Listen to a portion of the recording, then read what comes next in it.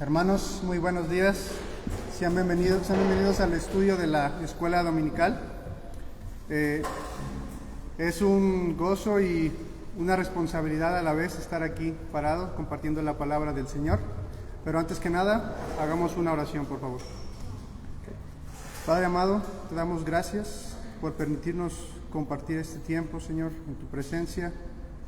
Te ruego, mi Dios, que lo que tú hables, Señor, a través de este servidor tuyo, Señor, sea de edificación para mis hermanos, que tus palabras, Señor, hagan mella en sus corazones, y no solamente que quede como un aprendizaje, sino también que puedan poner por obra esto que han aprendido el día de hoy, Señor. En el nombre de Cristo Jesús te lo pedimos. Amén. Bueno, hermanos, como saben, las últimas 2 semanas hemos estado hablando acerca de doctrinas concernientes a la salvación. Si el Señor lo permite, estaremos estudiando la próxima semana estas doctrinas. Pero a manera de recordatorio de estas doctrinas, quisiera hacerles 2 preguntas y cualquiera de ustedes puede responder. La pregunta número 1 es: ¿el hombre es justo? ¿Alguien que quiera responder esa pregunta? Depende. ¿De qué, hermana?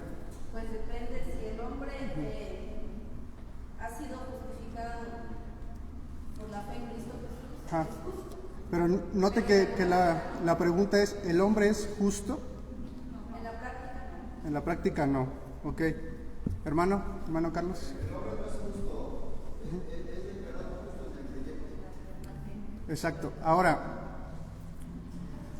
la siguiente pregunta es: ¿qué significa que el hombre es justificado?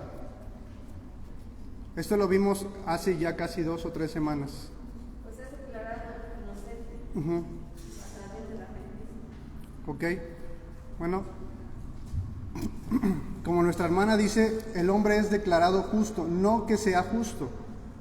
Realmente este término que se ocupa en el Nuevo Testamento se ocupaba o se utilizaba para aquellos criminales que eran exonerados de sus cargos.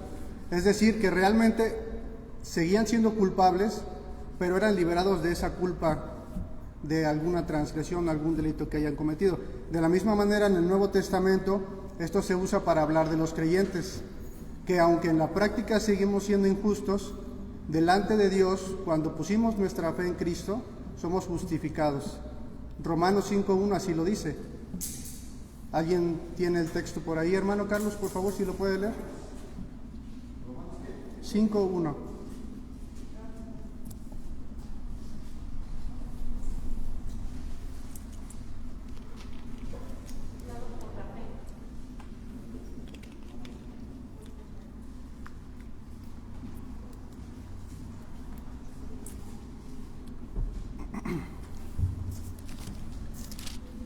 Dice: justificados pues por la fe, tenemos paz para con Dios por medio de nuestro Señor Jesucristo. ¿Por qué razón somos justificados? Por medio de la fe, ¿no? ¿Por la fe en quién? Por la fe en nuestro Señor Jesucristo. Bueno, ¿por qué hago estas preguntas? Una es a manera de recordatorio y a manera de repaso, y otra porque el tema de la justificación tiene mucha relación con el tema que el día de hoy vamos a ver. Aunque es un poco corto, creo que será de provecho recordar este tema o esta doctrina. Y para iniciar, hermanos, quisiera hacerles otra pregunta. ¿El creyente, el cristiano o el hijo de Dios sigue siendo malo?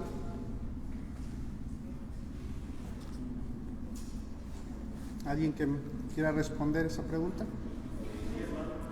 ¿Sí?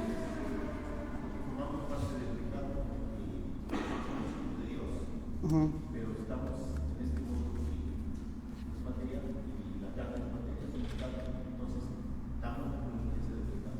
Ok, de acuerdo con mi hermano Rafa. Quisiera que alguien me apoyara a leer Efesios 4:22.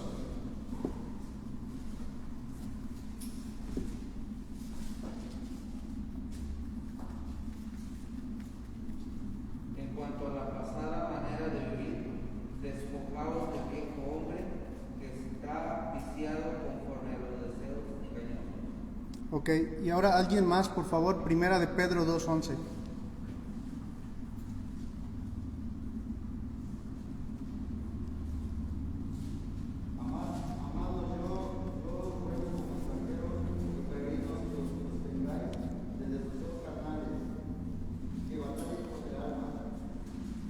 Ok, ¿notan una semejanza entre estos dos pasajes?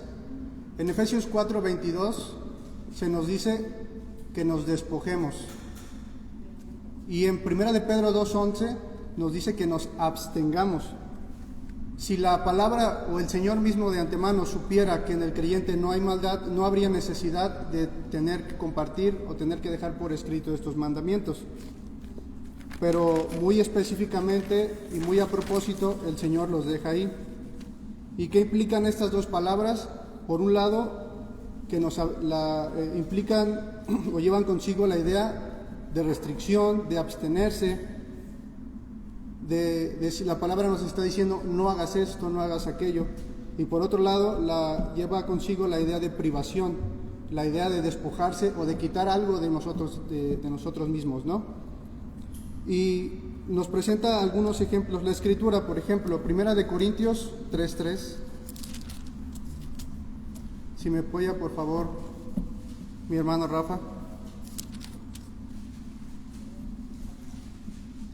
Porque vos sois carnales, pues habéis ante vosotros celos, contiendas y disensiones. No sois carnales y andáis como hombres.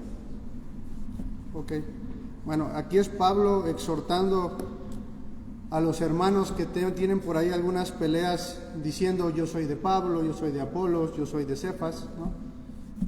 Y habla acerca de esa maldad que aún existe en ellos, ¿no? Por eso les dice, porque aún sois carnales, son inmaduros, dice. Pues habiendo entre vosotros celos, contiendas y disensiones, ¿no sois carnales y andáis como hombres? Es decir, que aún en nosotros hay ese rezago, hay ese remanente de maldad. Ahora, hermanos, la maldad del hombre también se ve reflejada no solamente en nuestra vida diaria, en nuestra vida cotidiana, sino que también se ve reflejada en la iglesia, la maldad del creyente. Por favor, lean conmigo 1 de Corintios 5, 1 al 7, si me hace el favor mi hermano Alfredo. 1 Corintios 5:1. Sí, 5:1. Caso de inmoralidad juzgada, de que se oye que hay fornicación, tanto en que no sean repetidos, tanto que alguno tiene la mujer de su lado. Ok. Bueno, hermanos, ¿hasta qué punto el creyente puede ser malvado? Pablo nos presenta el ejemplo de esta persona que comete incesto. Dice que alguno tiene relaciones ilícitas con la mujer de su padre, ¿no? Entonces eso nos habla de una maldad que aún sigue estando presente en el creyente. Nosotros podemos comprobar también esto a través de la vida diaria.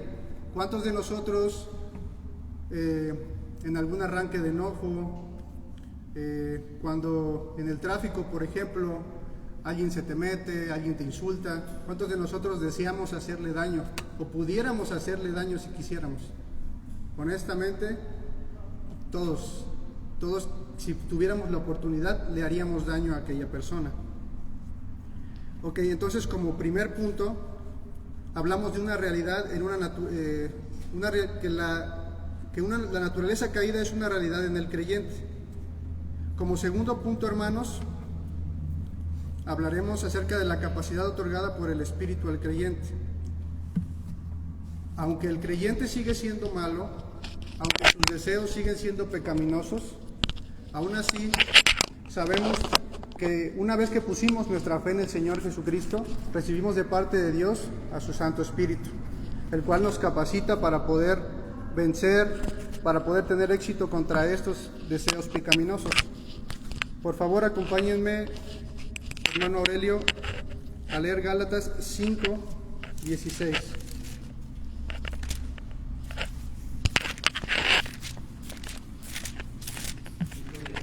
Por favor.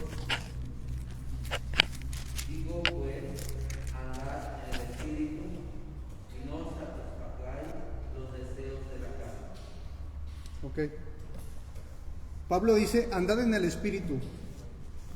Andad en el Espíritu como si fuera un lugar, como si fuera un terreno en el cual estamos seguros, en el cual si salimos de ese terreno corremos el peligro de comenzar a obedecer nuestros deseos carnales. Entonces Pablo está queriendo decir a los creyentes, si tú has creído, has recibido al Espíritu Santo, por lo tanto has sido capacitado para poder dominar esos deseos, siempre y cuando no te salgas de ese límite. Andad en el Espíritu, dice Pablo. Por favor, alguien más, Efesios 5:18.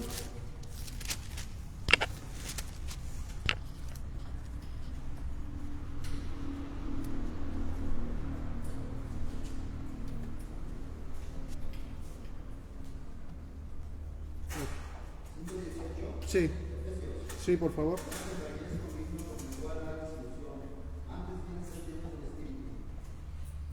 Ok. Pablo dice que no os embriaguéis con vino, en lo cual hay disolución. Antes bien, sed llenos del Espíritu. Este pasaje nos presenta la figura de una persona que bajo los influjos del alcohol ha sido dominado por este. Ustedes han visto o se han dado cuenta de alguna persona que está alcoholizada, pierde por completo su juicio, incluso pierde también el uso de sus miembros, ¿no? Entonces, tomando este ejemplo, tomando esta analogía, Pablo dice, bueno, así como esa persona es dominada por el alcohol, de esa manera sean ustedes llenos o dominados por el Espíritu. Eso es lo que Pablo está queriendo decir.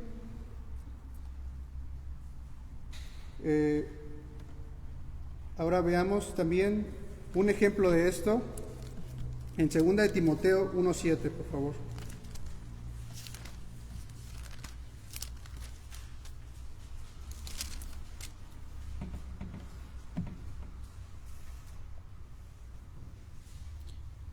A partir del 3, lo leo. Dice, doy gracias a Dios, al cual sirvo desde mis mayores con limpia conciencia, de que sin cesar me acuerdo de ti en mis oraciones noche y día, deseando verte al acordarme de tus lágrimas para llenarme de gozo, trayendo a la memoria la fe no fingida que hay en ti, la cual habitó primero en tu abuela Loida y en tu madre Eunice, y estoy seguro que en ti también, por lo cual te aconsejo que avives el fuego del don de Dios que está en ti por la imposición de mis manos. Porque no nos ha dado Dios espíritu de cobardía, sino de poder, de amor y de dominio propio.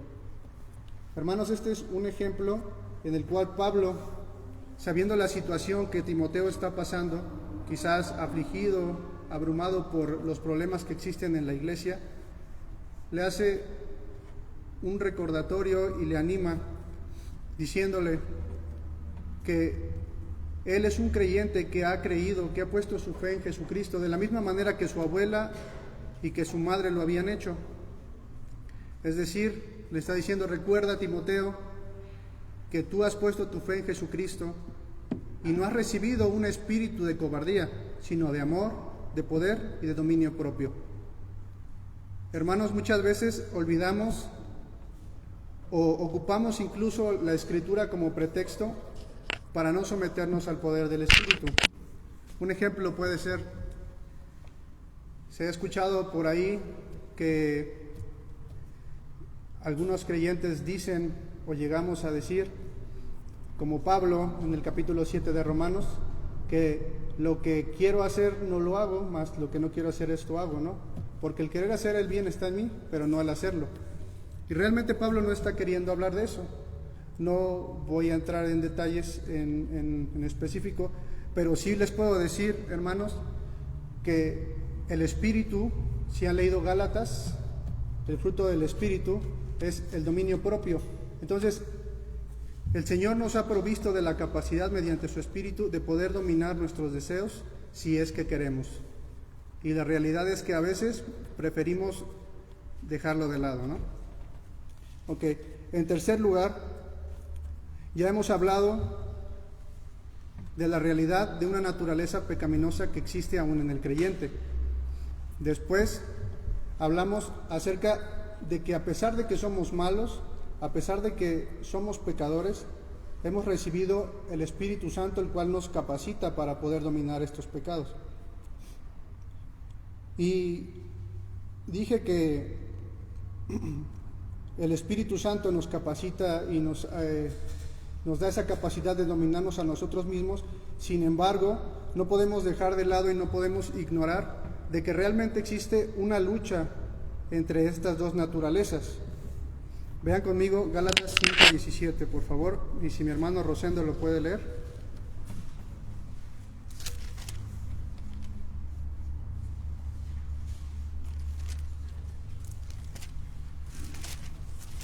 Porque el deseo de la carne es contra el espíritu, y del espíritu es contra la carne, y estos se oponen entre sí, para que no hagáis lo que quisierais. Perfecto. Ahora, primera de Pedro 2:11.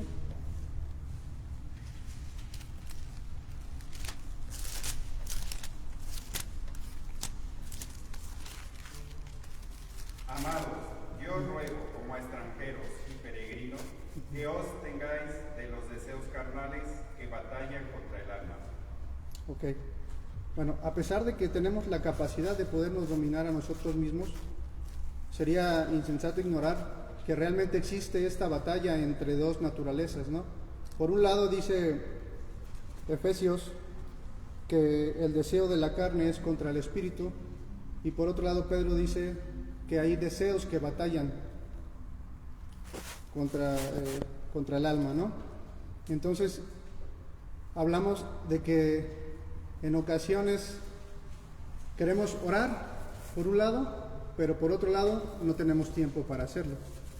Queremos leer la Escritura, pero por otro lado hacemos o le damos prioridad a otras cosas, ¿no? Entonces existe esta batalla, hermanos, que libramos a diario, pero vuelvo a repetir, el Espíritu nos ha dado esa capacidad de poder dominar y de poder tener ese dominio propio. Es decir, que podemos elegir hacer el bien si nosotros queremos. Y esto me lleva al cuarto punto, porque hablamos acerca de ser dominados, acerca de ser llenos y acerca de andar en el Espíritu. Pero ¿de qué manera podemos hacer esto? Y esto no es algo mágico, no es algo místico, sino que requiere de la voluntad de cada uno de nosotros.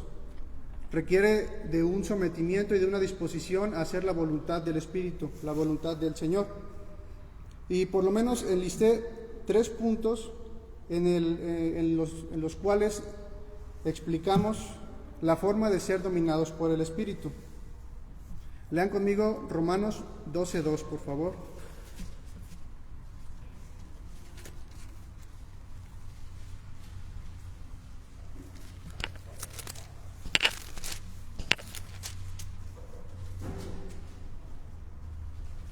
Dice: no os conforméis a este siglo, sino transformaos por medio de la renovación de vuestro entendimiento, para que comprobéis cuál sea la buena voluntad de Dios, agradable y perfecta.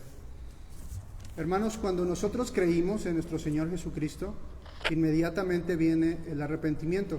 Y no entendamos el arrepentimiento como el acto de llorar, de lamentarse, de darse golpes de pecho, sino más bien como la palabra en el Nuevo Testamento lo indica. La palabra griega para arrepentimiento es la palabra metanoia, que quiere decir un cambio de mente. Pablo llamará a esto en Romanos 12:2 una renovación de vuestro entendimiento. Y esto es un acto interno, pero que a su vez debe ser reflejado en actos externos. Para poder ser más específicos y dar una mejor explicación, leamos Efesios 4:22, por favor.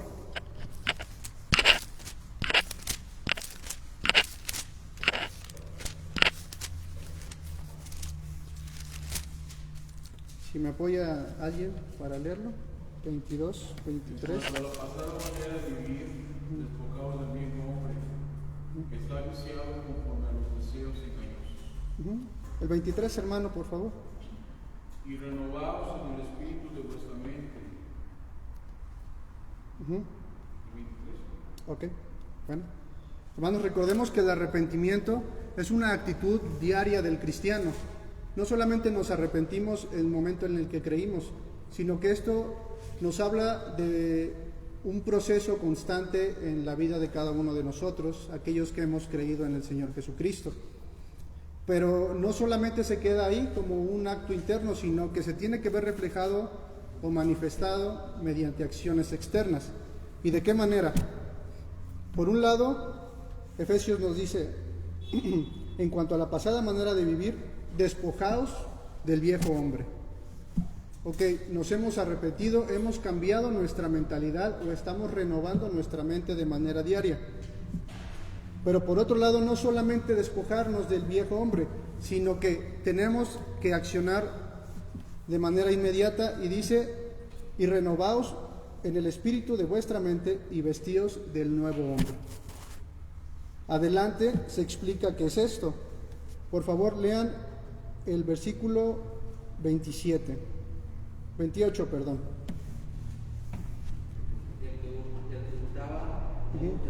Ok, perfecto.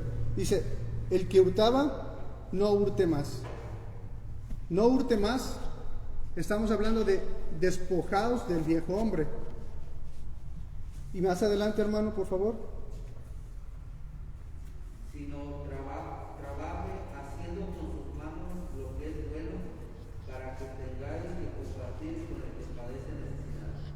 Ok, es necesario, hermanos, no solamente dejar de hacer lo que está mal, en este caso, hurtar, pero no nada más dejar de hurtar, sino ahora trabajen, que trabaje, dice, para que pueda compartir con el que tiene necesidad. Adelante, por favor, el otro versículo, el versículo 29, por favor, hermana Mari. Ninguna palabra corrompida salga de vuestra boca, sino la que sea buena para la necesaria edificación, a fin de dar gracia a los oyentes. Ok, ninguna palabra corrompida salga de vuestra boca. Despojaos del viejo hombre.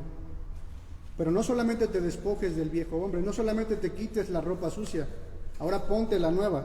Dice, sino la que sea buena para la necesaria edificación. Antes, si hablabas palabras altisonantes, groserías, maldiciones, ahora despójate del viejo hombre y ahora habla palabras que edifiquen a tu hermano. El siguiente ejemplo, versículo 31, por favor, hermano Frank. Quítense de vosotros toda amargura, enojo, ira, gritería y maledicencia y toda malicia. Ok, 32. Antes sed benignos unos con otros, misericordiosos, perdonándoos unos a otros, como Dios también nos perdonó a vosotros en Cristo. Ok, ahí vemos otra vez el mismo movimiento. Por un lado, quítense de vosotros toda amargura, despójense del viejo hombre. Pero después no basta solamente con que dejen con que dejen de gritar, con que dejen de maldecir, sino que ahora tienen que ser benignos unos con otros, vestidos del nuevo hombre. Esa es la forma, una de las formas en la que nosotros podemos ser dominados por el Espíritu Santo. Despojados del viejo hombre, pero vístanse del nuevo hombre. Ok. La siguiente manera en la que podemos ser dominados por el Espíritu Santo es la interacción con un ambiente espiritual. Por favor, hermanos, si me apoya leyendo Efesios 5, 18 y 20. Por favor. No os embriaguéis con vino, en lo cual hay disolución, antes bien sed llenos del Espíritu, hablando entre vosotros con salmos, con himnos y cánticos espirituales, cantando y alabando al Señor en vuestros corazones. Ok, hermanos, es casi imposible o imposible poder tener o poder ser lleno y dominado del Espíritu en un ambiente en el que predomina de manera general la maldad. Es decir, que esto no lo vamos a lograr conviviendo con personas que no sean creyentes. Entonces, por eso la palabra nos invita a propiciar un ambiente espiritual. Es decir, que las conversaciones, las reuniones que tengamos entre hermanos, tiene que tener como centro a Cristo y su palabra. en nuestros hogares, por ejemplo, alabando al Señor, cantando himnos, orando en todo tiempo. De esa manera podemos ser dominados por el Espíritu Santo. Y por último, para poder ser dominados por el Espíritu Santo, debemos llevar un estilo de vida correcto. Hermano, bienvenido. ¿Me ayuda, por favor, hermano Rosendo, a leer Efesios 6:10?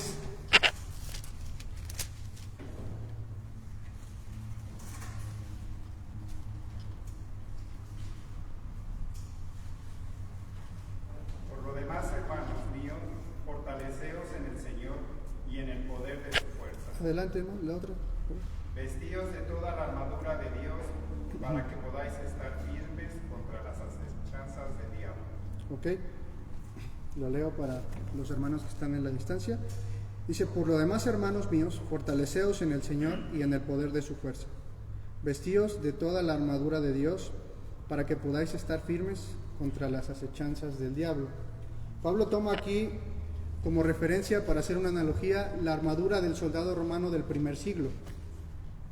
Y dice, empieza a hablar acerca de las características de esta armadura a partir del versículo 14. Y sabemos, hermanos, que Pablo habla aquí acerca de un estilo de vida. ¿Y por qué lo sabemos? Porque al final, en el versículo 18 dice: orando en todo tiempo con toda oración. Se refiere a actitudes y a prácticas que un cristiano debe realizar constantemente.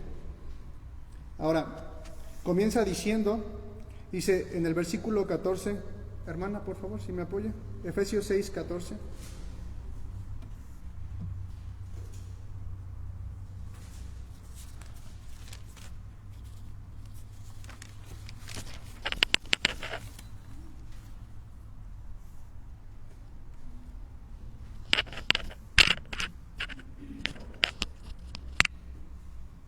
Estad pues firmes, ceñidos en vuestros lomos con la verdad y vestidos con la coraza de justicia. Ok. Estad pues firmes, ceñidos vuestros lomos con la verdad y vestidos con la coraza de justicia. La verdad y la justicia implican integridad, una cualidad o una característica que cada uno, como nosotros que hemos creído en Jesucristo, debe prevalecer en nuestras vidas diarias. Es decir, que debemos ser congruentes con lo que hemos creído, con lo que decimos ser. O en resumen, debemos seguir el ejemplo de nuestro Señor Jesucristo. Nuestro Señor dice: aprendan de mí, que soy manso y humilde de corazón. Como siguiente característica, leamos por favor el versículo 15, y dice: y calzados los pies con el apresto del Evangelio de la paz. Otra característica o algo que caracteriza una vida correcta, una vida sana en el cristiano, es que es entendido de la comisión que le ha sido delegada por parte del Señor de ir y predicar el Evangelio, a tiempo o fuera de tiempo, es decir, en toda ocasión. Siguiente característica, en el versículo 16. ¿Lo lee por favor, hermano Alfredo? Sobre todo tomar el escudo de la fe, Ok. que podáis apagar todos los dardos del fuego del maligno. Ok. Un estilo de vida correcto o saludable se caracteriza por aquellas personas o aquellos creyentes que en tiempos de dificultad, en tiempos de aflicción, echan mano de las promesas de Dios. ¿Cuántos de nosotros no hemos pasado aflicciones, hemos pasado necesidad? Y son los momentos en el que nuestra fe se pone a prueba. Son los momentos en que esos pensamientos o dardos del maligno, como dice Efesios, llegan a nuestra mente a atacarnos. Entonces, Pablo presenta la figura de ese soldado romano que pone delante de él el escudo. En este caso, para nosotros, la fe en las promesas del Señor. Siguiente característica, el versículo 17. Y tomad el yelmo de la salvación y la espada del Espíritu. Ok. Es la palabra de Dios. Ok, el yelmo de la salvación. ¿Qué es el yelmo de la salvación? Es el casco, hermanos. ¿Y por qué el casco? Hablamos de un entendimiento de la salvación Entendamos, hermanos, la grandeza de la obra redentora en nuestras vidas, que a pesar de ser pecadores, a pesar de ser enemigos de Dios, fuimos salvados por gracia, entendiendo que Dios no nos va a dejar, no nos va a abandonar hasta el día en que Cristo vuelva, ¿no? Él terminará la obra en nosotros ese día, ¿sí? Dice, y la espada del Espíritu. Una vida sana, un estilo de vida correcto, se caracteriza también, hermanos, por aquellas personas que constantemente están estudiando la palabra de Dios, que constantemente están meditando en las Escrituras, que su vida está saturada de ella. Y dice también, orando en todo tiempo. Como característica final, Pablo nos dice que una vida saludable se caracteriza por la oración, que muchas veces dejamos de lado, muchas veces dejamos a lo último, y como dejamos a lo último, ya estando cansados, se pierde o no la hacemos. Bueno, hermanos, me gustaría dar un repaso hasta aquí de los 4 puntos que hemos visto. El tema se llama el mal en el creyente. Como primer punto hablamos acerca de una realidad en el creyente de una naturaleza caída, es decir, el creyente aún sigue siendo malo, el creyente sigue teniendo malos deseos, y si pudiera hacer daño a alguien, lo haría. Sin embargo, en el punto número 2, hablamos de que como creyentes, cuando pusimos nuestra fe en el Señor Jesucristo, Dios nos ha dado el Espíritu Santo, quien nos capacita para poder dominar esos deseos, los cuales ya sabemos que podemos dominar porque hemos recibido la capacidad o el dominio propio para hacerlo, si es que nosotros queremos o nos sometemos a la voluntad del Espíritu. Sin embargo, en el punto número 3, no podemos dejar o ignorar que existe esta lucha entre estas dos naturalezas. Por un lado, la naturaleza pecaminosa, y por otro lado, la nueva naturaleza que nos ha sido otorgada. Y por último, hablamos las formas en las que podemos ser dominadas por el Espíritu. Dijimos que se hace a través de esta renovación mental que se ve reflejada en actos externos. Despojaos del viejo hombre, dejen de robar, pero vístanse del nuevo, comiencen a trabajar para ayudar a los que tienen necesidad. Mencionamos también otra forma en la que podemos ser dominados por el Espíritu, y dijimos que en nuestras conversaciones, en nuestras reuniones y en nuestros hogares, la palabra de Dios, Cristo, tiene que ser el centro. Y por último, en cuanto a la forma de ser dominados por el Espíritu, hablamos de un estilo de vida correcto, y Pablo ocupa la analogía de la armadura de un soldado romano. Hermanos, no sé si alguien tenga algún comentario o alguna pregunta. Si no es así, hemos terminado y tenemos un tiempo me parece que ahí hay café. Muchas gracias, Señor.